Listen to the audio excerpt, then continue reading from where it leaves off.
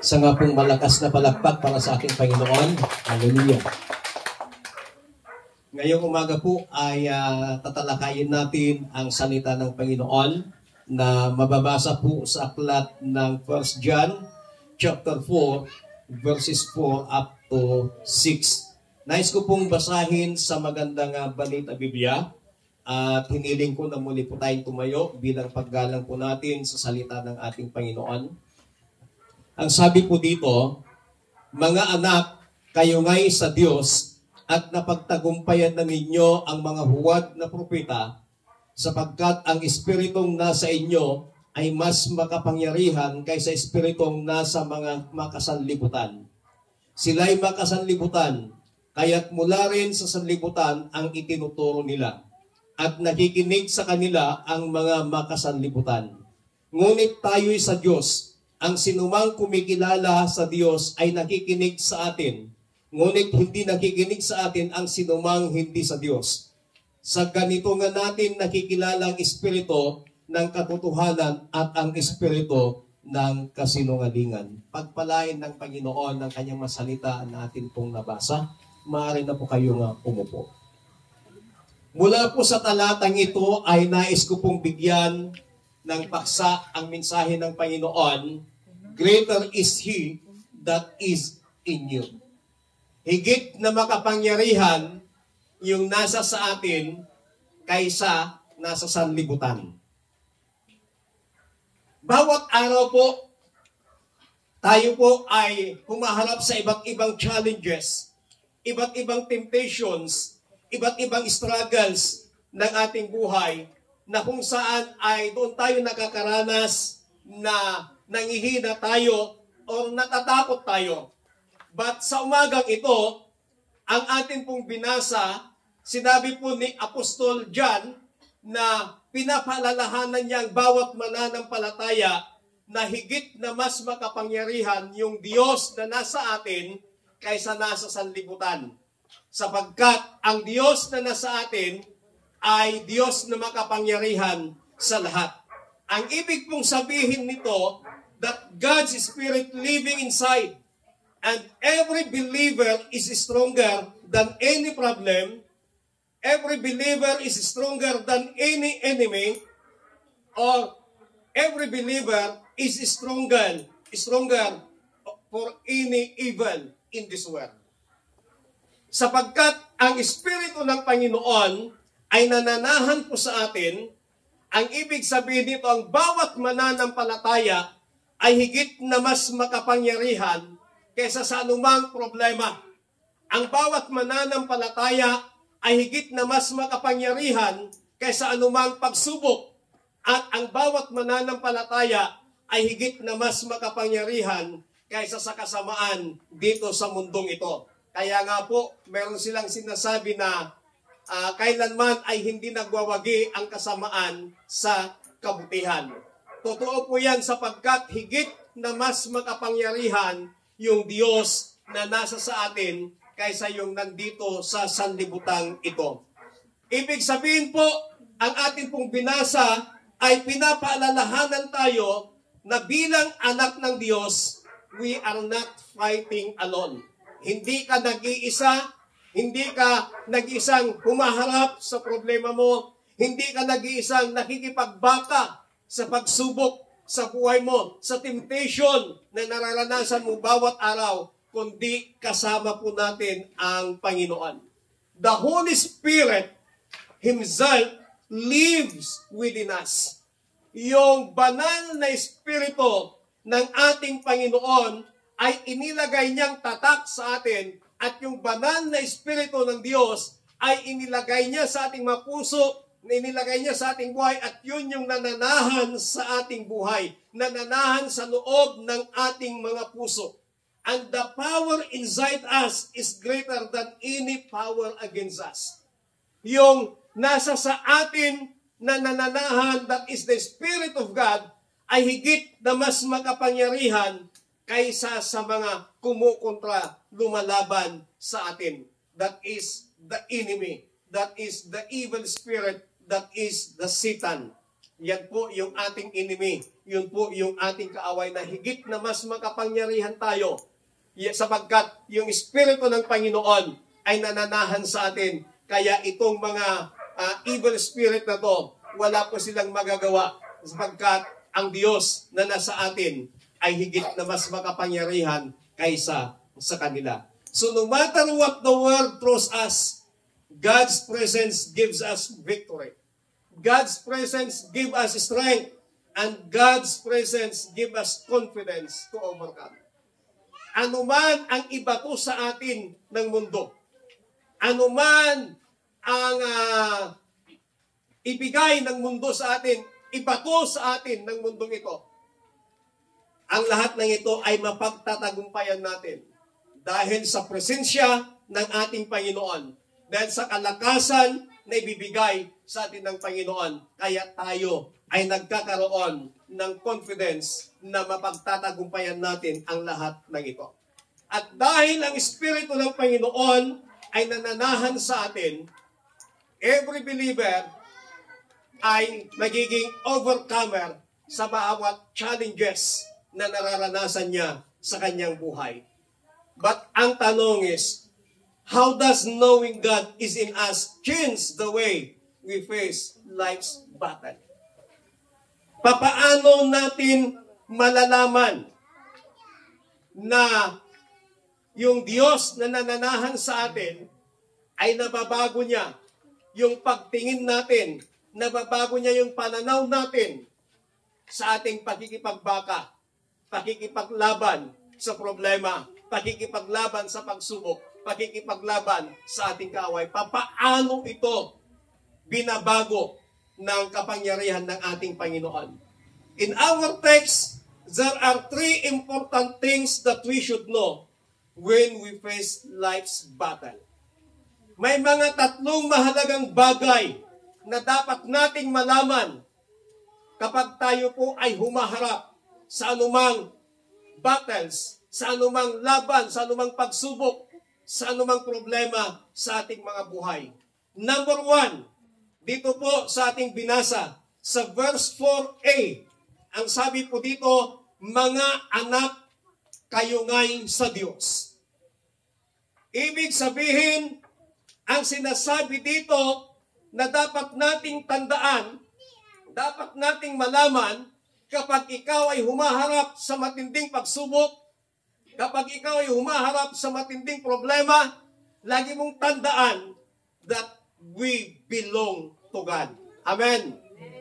Tayo po ay napasama sa Diyos. Napakaliwanag yung sinabi niya, mga anak kayo'y sa Diyos. We belong to God's family. We belong to God. Tayo po ay anak ng Diyos. We are God's children. We are chosen. We are loved. And we are accepted by God. Ang ating kahalagahan ay hindi nakikita kung ano ang sinasabi ng mundo laban sa atin, kundi ang ating kahalagahan ay nakikita sa ating Panginoong Diyos. Kung ang mundo hindi kanya pinapahalagahan kasi wala kang pinag-aralan, kung ang mundo hindi kanya pinapahalagahan dahil napakahirap mo lamang, kung ang mundo ay hindi ka pinapahalagahan dahil walang-wala ka sa buhay, at ang mundo ay hindi ka pinapahalagahan dahil ikaw ang siyang pinakamahina, pinakamaliit na angkan, pinakamaliit na pamilya sa isang barangay, hindi ka pinapahalagahan, but sa Diyos, napakahalaga mo, kapatid. Anumang status ng ating buhay, anuman ang natapos mo sa iyong buhay, may degree ka man o wala, mayaman ka man o mahirap, malaki man ang angkan mo o maliit, sa harapan ng Panginoon, napakahalaga po natin. Kaya yung ating kahalagahan ay hindi tungkol sa sinasabi ng tao, ng mundo sa atin, but ang ating kahalagahan ay makikita natin sa atin pong Panginoon. Because we belong to Him, we are not defeated by false teaching or the world's spirit. Sapagkat tayo po ay pag-aari ng Diyos, tayo po ay anak ng Panginoon, ibig sabihin, hindi man kailan o o hindi tayo kailanman matatalo ng mga maling katuruan o ng mga espiritu na mga kampon ni Satanas na nandito ngayon sa ibabaw ng lupa. Nang sinabi ng Biblia, ang ating kaaway na si Satanas ay parang isang lion na naghahanap ng masisila. Pero dahil ikaw ay belong sa Diyos, dahil ikaw at ako ay pag-aari ng Panginoon, dahil ikaw at ako ay anak ng Diyos, kailanman hindi tayo kayang talunin ng kaaway because greater is He than me, than it is in the world. Higit na mas makapangyarihan yung Diyos na nasa atin kaysa sa Diyos na nandito sa sanlibutan. Palakpakan natin ang Panginoon. We are secured in God. Belong to God, it means we are protected and guided by Him. So hindi lamang tayo anak ng Panginoon, hindi lamang tayo napapilang sa pamilya ng Diyos, but we are secure in God. Ang ibig sabihin, protektado tayo ng ating Panginoon. Protektado tayo ng kanyang banal na dugo. Protektado tayo ng kanyang kapangyarihan. Yung kanyang espiritu na nananahan sa atin, ang siyang nagbibigay sa atin ng lakas, ang siyang nagbibigay sa atin ng katagumpayan laban sa kasamaan. Kaya kahit kailan, hindi po magtatagumpay ang kasamaan sapagkat higit na mas makapangyarihan ang Diyos na ating sinasamba at ang ating pinaglilingkuran.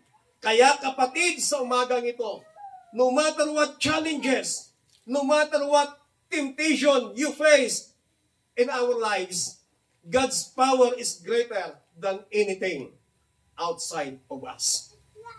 Higit na mas makapangyarihan ang Diyos na nasa sa atin kaysa mga bagay na labas sa presensya ng ating Panginoon. We have a purpose in God.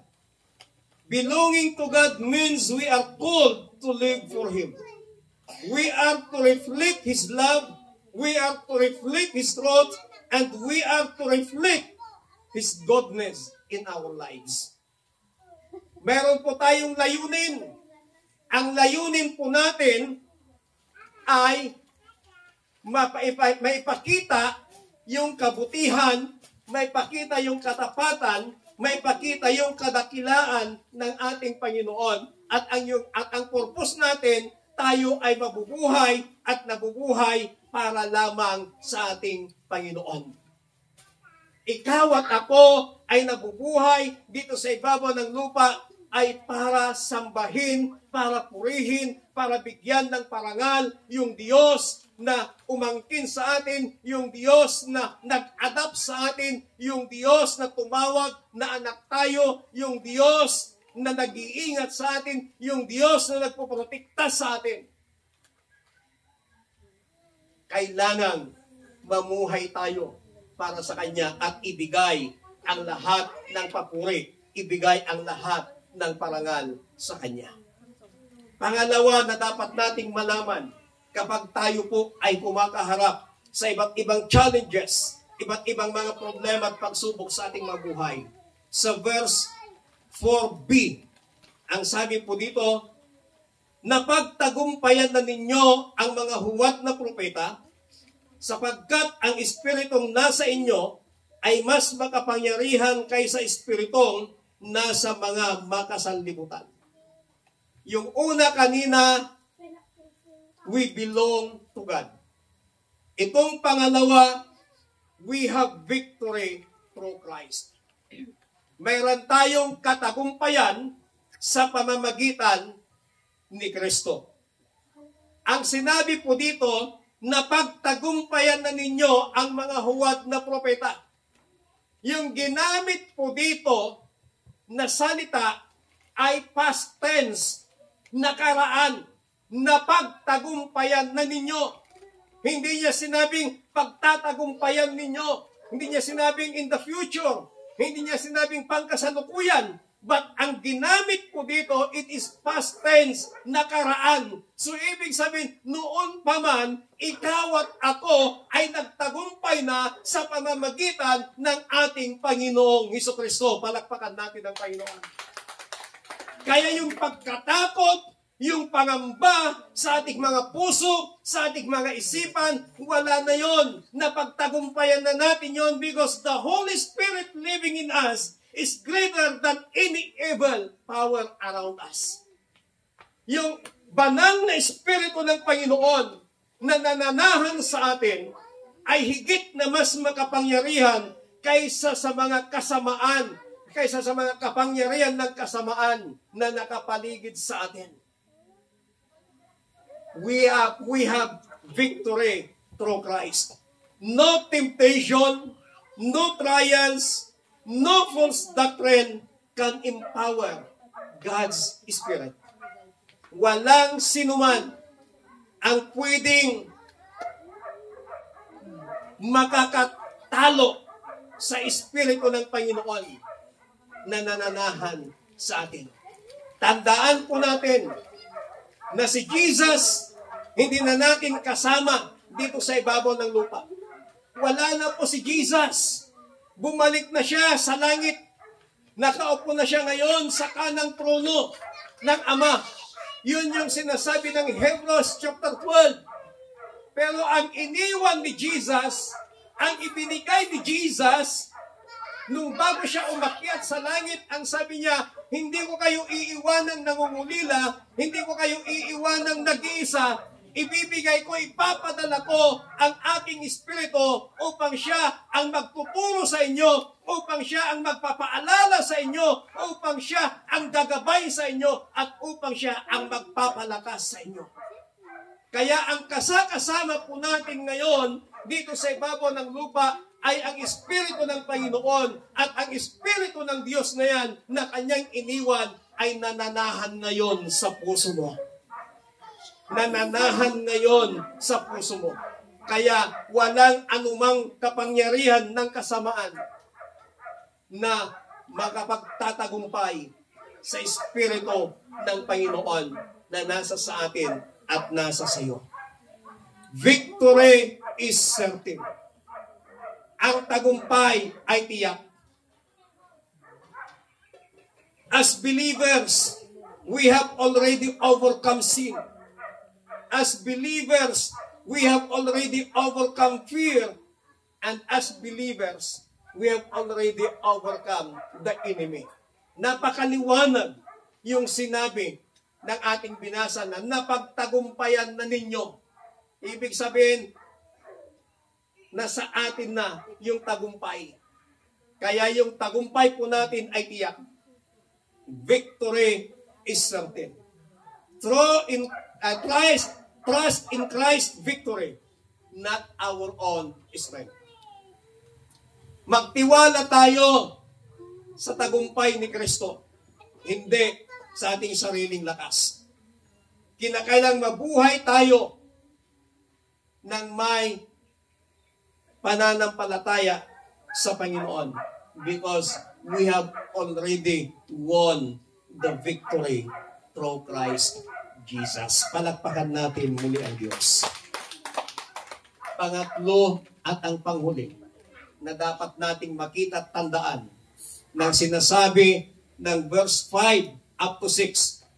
Sila'y makasanlibutan, kaya't mula rin sa sanlibutan ang itinuturo nila.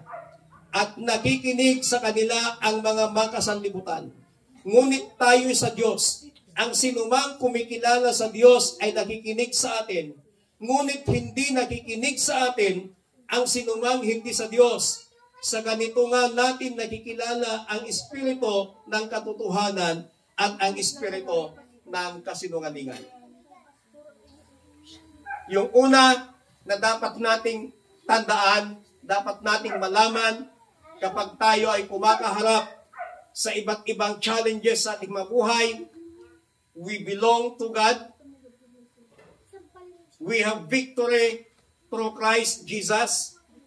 And then, we must listen the truth. Makinig tayo sa katotohanan. Kapatid, tandaan po natin ito. Kapag ikaw ay may problema, kapag ikaw ay dumadaan sa matinding pagsubok sa buhay, katulad nung napapanood natin na parang may dalawang naglalaban-laban. Yung anghel na puti at anghel na itim. Napapanood natin sa TV yung mga ganong sitwasyon na tinutokso ka nung nakaitim at meron namang isang anghel na nagsasabi, wag, wag, wag. Tandaan po natin, kapag ikaw at ako at kahit sinong tao, kahit sinong believer, kapag siya'y kumakaharap at nakakaranas ng pagsubok, problema sa kanyang buhay, napakahalaga po yung makinig tayo sa tinig ng katotohanan. Alam natin kung paano pakinggan. Alam natin kung paano ma-recognize yung tinig ng Panginoon. Alam natin kung paano natin ma-recognize kung yung naririnig nating tinig ay tinig ng kaaway o tinig ng Diyos. Believers follow God's truth. The world listens to lies, but God's children listen to truth. Yung sinabi ng ating binasa, ang sanlibutan ay nakikinig sila sa sanlibutan. Ngunit tayo na nasa Diyos, makikinig tayo sa Diyos. God's children recognize the truth and submit to it. Bilang mga anak ng Diyos, kailangang makilala natin yung katotohanan at magpasakop tayo dito. Ang katotohanan walang iba kundi ang ating Panginoong Hesus. He is the truth. He is the way and He is the life. Kailangang magpasakop po tayo dito. And true believers recognize the voice of God through His Word and Spirit. At hayaan po natin na ang salita ng Panginoon ang mag-guide sa ating mga decisions at sa ating mga actions. Sometimes, nakakagawa tayo ng mga decisions. Lalo na pag galit ka. Merong kasabihan na, when emotions is high, intelligence is low. Kapag masyadong mataas ang emotion mo, nadadala ka ng emotion mo, minsan, nawawala na yung wisdom. Minsan, nagiging sunod-sunuran ka na lang doon sa emotion mo. But, hayaan po natin na sa umagang ito, yung salita ng Panginoon na ating mga napapakinggan at yung Espiritu ng Diyos na nananahan sa atin, i-guide niya tayo sa ating mga decisions, i-guide niya tayo sa ating mga actions na dapat nating gawin sa pang-araw-araw nating pamumuhay, lalong-lalo na dapat maparangalan ang Panginoon sa buhay natin.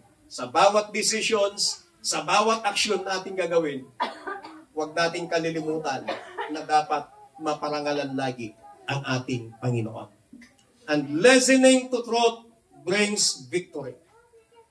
Kapag ikaw ay patuloy na nakikinig sa katotohanan, nakikinig sa tinig ng Panginoon, nakikinig sa salita ng Diyos, nakikinig sa pagtutuwid sa iyo ng banal na Espiritu, kapatid, araw-araw mararanasan mo ang tagumpay sa iyong buhay.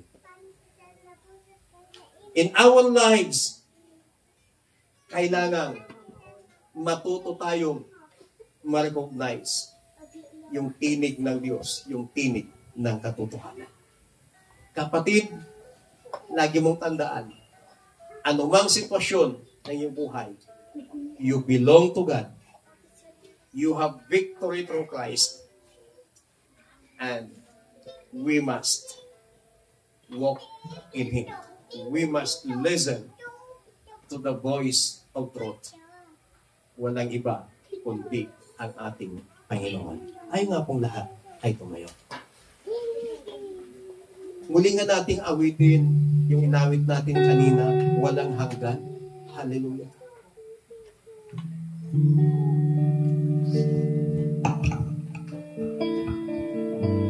Tunay na walang hanggan ang katapatan, tunay na walang hanggan ang kadakilaan ng ating Panginoon. Hallelujah. Whatever we face in our lives, whatever temptation, whatever trials, whatever problems, tandaan po natin na ang katapatan, kabutihan ng Panginoon, walang hanggan.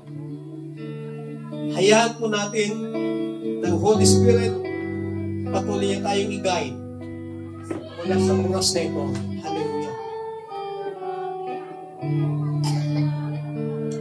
Yes, Lord. Narito, dahil sa biyaya mo,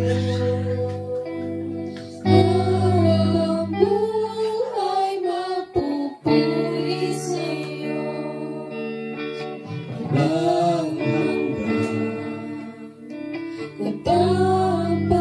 katapatan sa buhay ko ay lagi mong laan. Narito, dahil sa biyaya mo, habang buhay magpupuri sa'yo. Purihin ka sa awit. Pupurihin ka sa awit, itataas ang aking tinig, itatanghal sa buhay ko, tanging ikaw, O Diyos. Higit pa sa kalangitan, ang iyong kaluwalhatian, kadakilaan mo'y di mapapantayan. Jesus. Sa'yo ang kapurihan, Yes, Lord. Hallelujah. kalwalhatian ngayon at magpakailanman. Jesus, sa'yo ang karangalan, kapangyarihan ngayon at magpakailanman. Purihin ka. Pupurihin ka sa Yes, Lord. awit, Hallelujah. itataas ang aking Thank you, Lord, tinig, for the victory. itatanghal sa buhay ko, Salamat, Panginoon, because we belong to you. O Diyos. Hallelujah. Higit pa sa Oh, Jesus. kalangitan, Oh, Holy Spirit. kaluwalhatian, kadakilaan mo'y di mapapantayan. Hallelujah. Jesus, Salamat, Panginoon, sa inyong mga salita. Because we belong to you. We have victory through Christ. At salamat, Panginoon, because kami natututong nakinig at makikinig sa boses ng katotohanan. Panginoon, sa umagang ito, hayaan po ninyo na inyong banal na Espiritu na patuloy na nananahan sa aming mga puso, na patuloy na nananahan sa aming mabuhay, ang siyang patuloy na kumontrol, magkontrol sa aming mabuhay. Ang iyong banal na Espiritu, Panginoon, ang siyang patuloy na mag-guide sa amin. Holy Spirit, you are welcome sa aming mabuhay. Continue to guide us. Continue to live in us. Continue to be with us. At patuloy mo kaming samahan sa anumang laban ng aming mabuhay, sa anumang problema, sa anumang pagsubok. Precious Holy Spirit, hayaan mo na yung mga salita naming napakinggan ay mabagong aming pananaw na kapag may problema, kapag may pagsubok kami, we are belong to you. Meron kaming katagumpayan dahil sa aming Panginoong Kristo at matuto kaming makinig sa boses ng katotohanan. Panginoon, salamat po. And the Holy Spirit, continue to move in our lives mula sa oras na ito. Marami pong salamat. Salamat po ng marami. In Jesus Christ, may pinuli pray. Amen. Palakpakan po natin ang Panginoon. Amen.